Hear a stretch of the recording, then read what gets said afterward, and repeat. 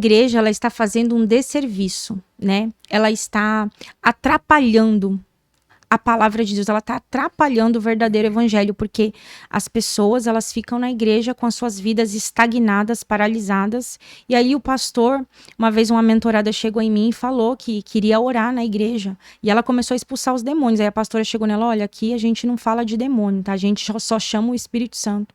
A pastora não deixou ela orar para expulsar os demônios, ou seja, é lamentável o que tem acontecido. Eu sei que eu não estou aqui generalizando, tem igrejas genuínas que pregam o verdadeiro evangelho, mas assim, na sua maioria, o Espírito Santo sempre testifica isso no meu coração, que ele está contando com poucos.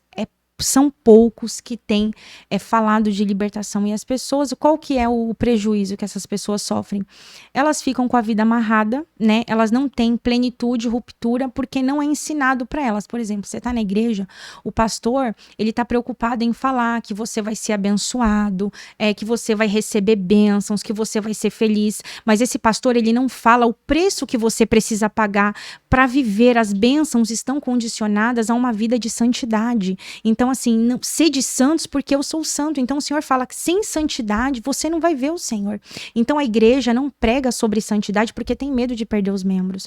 Então, assim, ainda que a minha igreja, a nossa igreja, né, nós estamos começando agora com o Ministério Físico, eu falo sempre pro meu esposo, pro pastor Rony, falei, pastor, ainda que a igreja fique vazia, eu vou pregar o evangelho, quer as pessoas gostem, quer não, porque hoje os líderes, eles têm massageado o pecado das pessoas. Ah, você tá em fornicação, você não é casada, então você pode estar aqui no altar, você pode pregar. O altar é santo, tem pessoas no altar pregando, em fornicação, não é casado, tem pessoas em pornografia, em masturbação, na igreja. Aí quer saber por que eu não sou abençoada? Porque tá numa vida de pecado. Eu já vi até pastor que bebe, toma uma bebida alcoólica, uma ali, uma aqui, tem pastor que se tatua. Qual é o exemplo que a gente está dando? Eu sou líder, eu sou uma pastora. Como que eu vou querer pregar Jesus se eu vou me assemelhar às pessoas desse mundo? Isso não faz sentido. Então, sem santidade, qual é a maior fúria do diabo sobre a minha vida? Que as pessoas me perseguem porque o evangelho que eu vivo é o evangelho da porta estreita. Então, as pessoas, elas querem uma igreja que se adeque às suas necessidades. Então, assim, eu quero continuar na bebida, eu quero continuar aqui me tatuando, eu quero continuar colocando piercing, eu quero continuar ouvindo música do mundo e eu quero que Jesus me abençoe. Isso nunca vai acontecer. Para você servir a Deus, é necessário uma vida de renúncia. Você vai renunciar à sua carnalidade, porque a Bíblia está falando que é necessário você ser santo, é necessário você ter atitudes santas, né? Então é isso, eu acredito que essas igrejas, elas estão fazendo um desserviço. E é muito triste, porque eu posso afirmar para o Senhor que 99% das pessoas que me procuram nas mentorias, elas têm pastores. Elas falam, pastora, eu falei assim, mas por que você não trata isso com seu líder, com seu pastor? Elas falam, porque o pastor não fala sobre isso. Uma vez uma mentorada falou, ai pastor, eu fui pedir para minha pastora orar comigo pelo meu casamento, ela nem me respondeu, ela me ignorou no WhatsApp. Ela nunca veio na minha casa. Então, esses pastores, eles estão fazendo um desserviço, porque eles querem o dízimo, eles querem ali a manutenção, o dinheiro, né, ali para a igreja, mas eles não querem falar do pecado. O pecado, ele precisa ser exposto. Perceba que João Batista, ele falava, ele não tinha ele não se segurava, ele não guardava, não tinha papas na língua, ele ia lá e falava. Então, o pecado não é que você vai expor a pessoa, que você vai envergonhar, não é isso, mas você tem que confrontar o pecado. Fala assim, minha irmã, você está em pecado, vá se consertar, porque o altar é santo. Então, faltam pessoas para confrontar. Ai, mas a pessoa não vai gostar. Lamento, eu falo sempre isso, eu prefiro estar bem com Deus e ficar mal com a pessoa.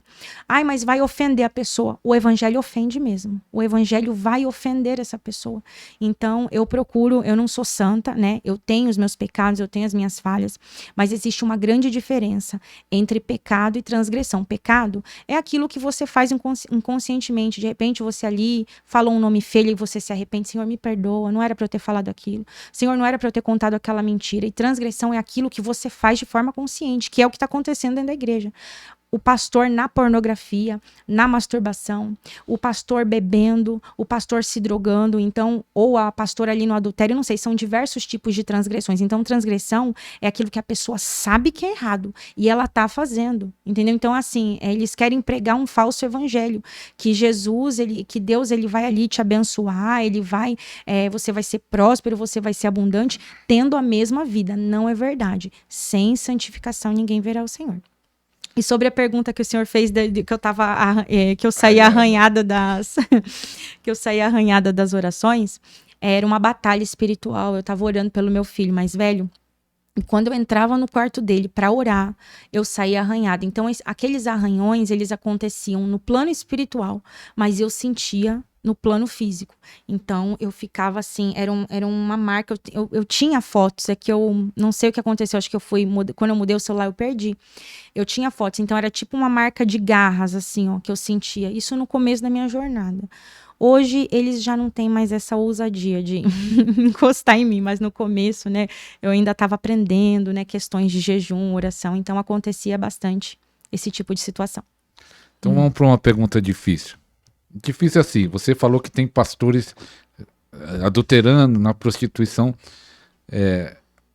Primeira pergunta, vamos perguntar duas coisas em uma. Eu falei aqui pro pastor, né? O pastor disse que sim, pode perguntar tudo, que a pastora tem muito conhecimento. Imagina. O marido é um pastor, como é o nome do pastor? Pastor Rony. Pastor Rony está aqui com a gente também. E o filhão é o Anthony. O Anthony está com a gente também. Então, a primeira pergunta, se existe pastores endemoniados. Segunda pergunta que você falou pornografia, adultério, que alguns que trabalham com libertação falam que isso é o que dá brecha para a pessoa ficar possesso. O pecado deixa a pessoa possessa, mesmo sendo cristão, mesmo sendo pastor, sendo líder? Vamos lá. Uma excelente pergunta o senhor fez. O pecado, como eu disse, é aquilo que você comete de forma inconsciente. Então, vou dar um exemplo para você. De repente, eu tô ali com um pastor conversando, aí a gente vai e faz um comentário maldoso de alguém. Vai, um exemplo. Aí depois, a gente... Nossa, amor, a gente falou mal, vamos, né? Me arrependi, Senhor, me perdoa, acabei fazendo um comentário desnecessário. Isso é pecar. Então, o diabo, ele não vai ali te acusar por causa disso, porque logo em seguida você foi e você confessou o pecado. A transgressão é o pastor ou a pastora que eles estão no altar e eles estão em transgressão, eles estão em adultério, de repente, como eu disse, na pornografia. Então, eles estão ali, em vez de eles estão lançando bênção, eles estão lançando maldição. Um pastor que está em adultério, que está em práticas ilícitas, aos olhos do Senhor, esse homem ele não pode colocar a mão na cabeça de ninguém, porque o que está nele vai para a vida da pessoa. Então eu atendi uma mentorada, é muito forte isso. Ela falou que tinha um pastor que ele tem teologia e ele prega no Brasil inteiro, e ela falou que o pastor tá na pornografia, na masturbação, e parece que no 6º casamento. Eu falei, meu Deus, eu falei para essa minha mentorada, meu Deus, imagina quanto... E ele ora, coloca a mão nas pessoas, eu falei assim, misericórdia, imagina quantas pessoas ele tá endemoniando aí, passando os demônios dele.